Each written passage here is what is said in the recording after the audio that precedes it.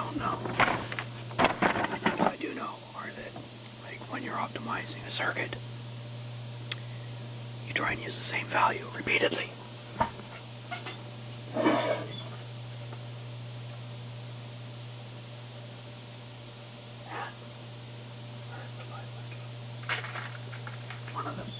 One of the things that I know is that a 7-bar HD 595 is probably one of the cheapest chips that is available on today's market that are popular as all hell. So using a 595 as a frequency divider isn't a strange idea to me. I mean, let's see if it works, but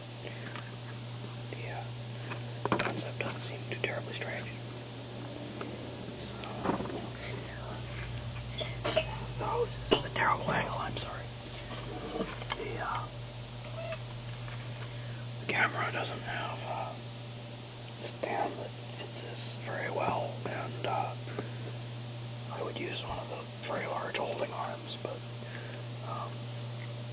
kind of big.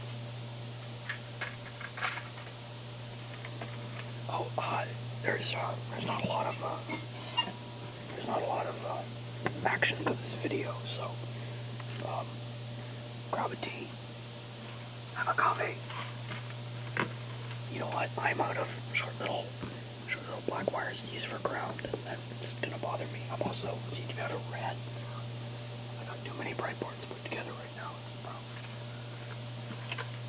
I think right now I've got, yes, all but one of them holding circuits. So,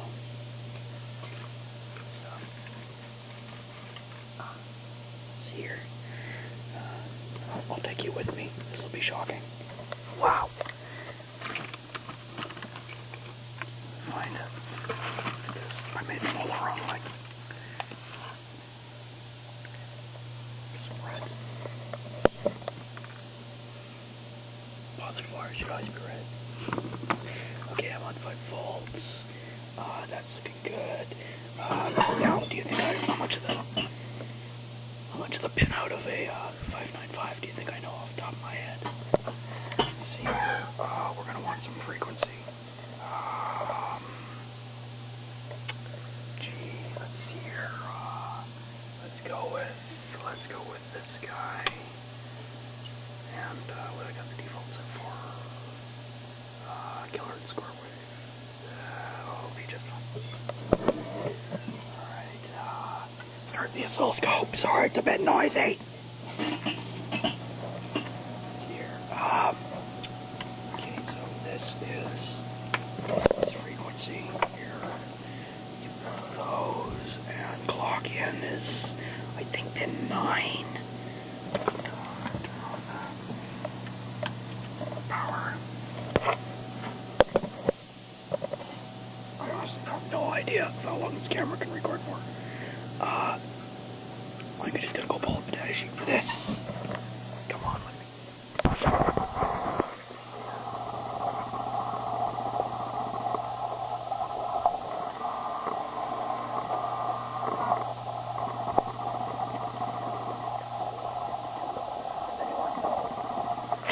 So I don't cover the camera. Microphone thing into my jigger. Does anyone know why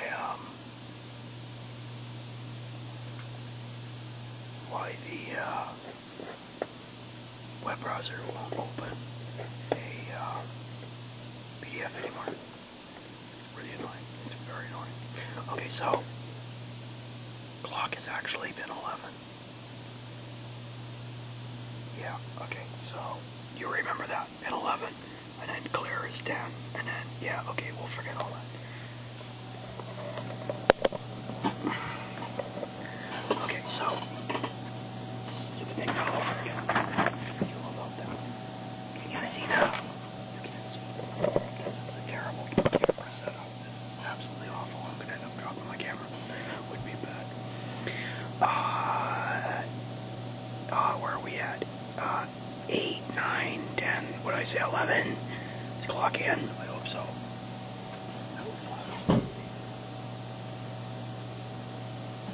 let's see. So what we're doing is we are plug in. Data's gonna go high. Data's gonna go high. They've got the microphone right in the back spot. So data lines will be brown, and that spins on.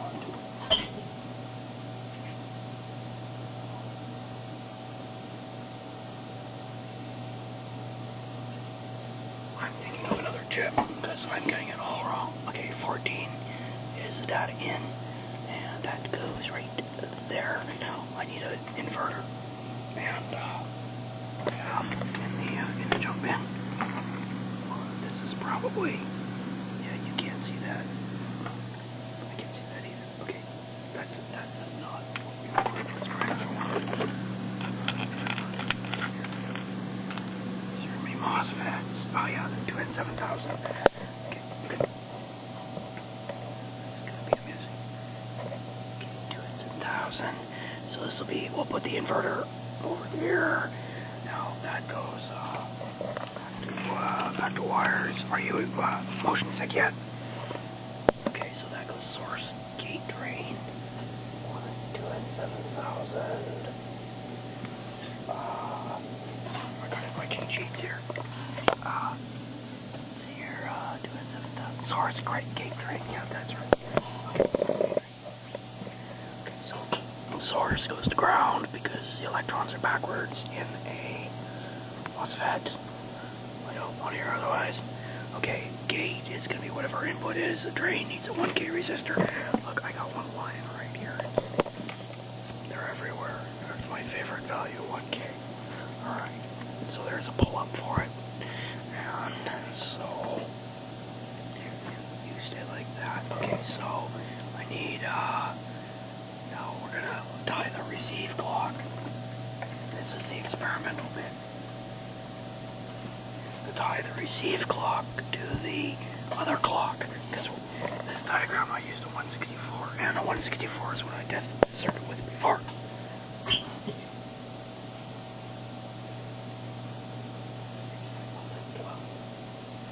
11 and 12. 9, 10, 11, and 12. There are no exciting moments in this video. Okay, so.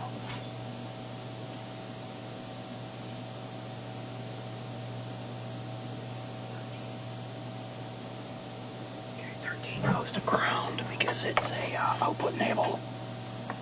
And, yeah, I'm out of black bars. Okay, can I use yellow for ground? This is awful. I usually color coordinate these much better. Okay, so, and then what we got is, clear. Okay, so clear is going to come out of the inverter.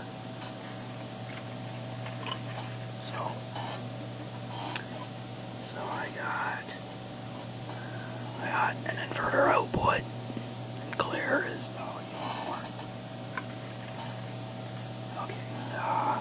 so we got right there. Gotta give it to that. I think that's the right wire.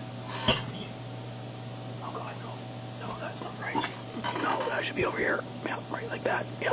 Okay, this is. Notice I'm doing this with the power on. I got technical school. I freaked. Like, oh my god. Power's on. You're gonna electrocute yourself. And I'm like, no guys, like 5 volts, I'm cool. So, let me see here. Now, we want to divide by 4. According to what I've got, if I put that on the pin 3, that'll do that. Now, where's my scope? There's a scope lead right there. One of these. Where's the C between this? Okay, one of these. Yeah, this is, if I'm gonna ever do this again, I need a different setup. Okay, so, here's the question. If I put this on there, we should see a little blip every, 250 kilohertz or something like that. See here,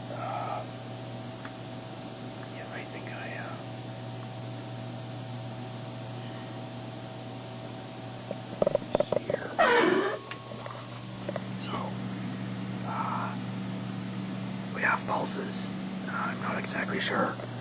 I'm going to set up channel B to compare on the input frequency. I have a feeling that I'm not entirely right though. So I always have lots of ground spots on the breadboard because, you know, ground loops are a good thing. Okay, where's my input? Right here. Okay, so let's do this here. We turn on channel B, and maybe a little up, middle, down. Okay, so what we're looking for.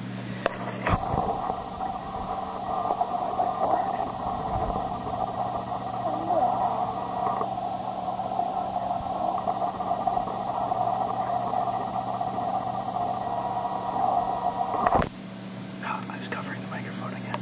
So we're looking for your divide by 4. And you know, if there's one thing that's worse than a really glary screen, it's one that, you know, you get fingerprints all over. Okay, I'll try this. Here, give me cursors. Oh, I can't have a single vertical cursor. That would be good. Okay. Alright, so there's edge 1, so there's 1. Right, would that be 2? Wow, wake up root. That's 2, then that's 3, that's 4, 5, 6, 7, what? 1, 2, 3, 4, 5, 6. Divide by 7. Divide by 7. If I may ask, how the hell does that work? 1, 2, 3, 4, 5.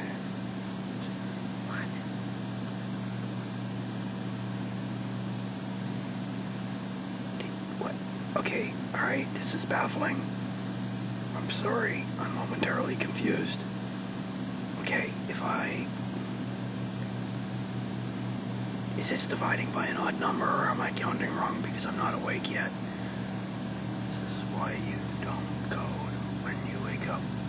Okay, I've got a kilohertz going in, and I've got 166 hertz coming out, and that's not right.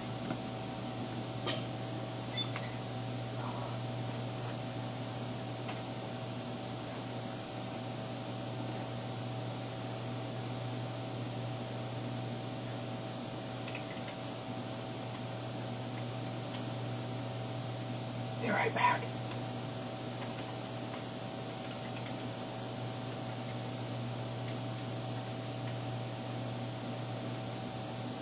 There must be 6 cycles in there. Okay, it's divided by 6. Why is it divided by 6?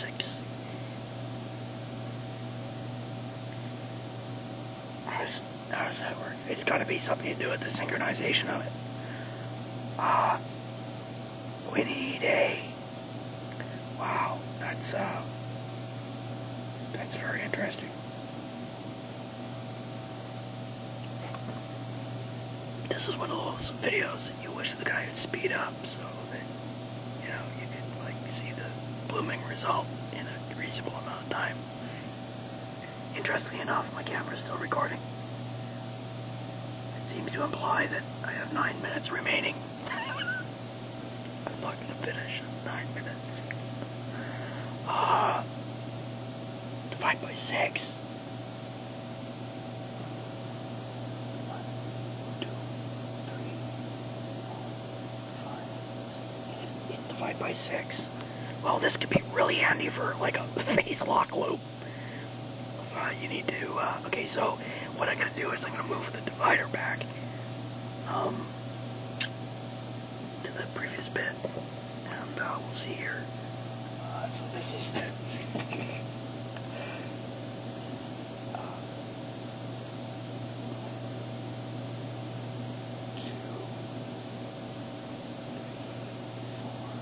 okay, let's divide by 5. Do you know how hard it is to divide? Is it 5? Is it really 5? 1, 2, 3, 4, explain that one to me. It's divide by 5. Okay, wait a minute. Maybe I'm just completely backwards. It should be shifting in bit A first, but if it isn't, just a second.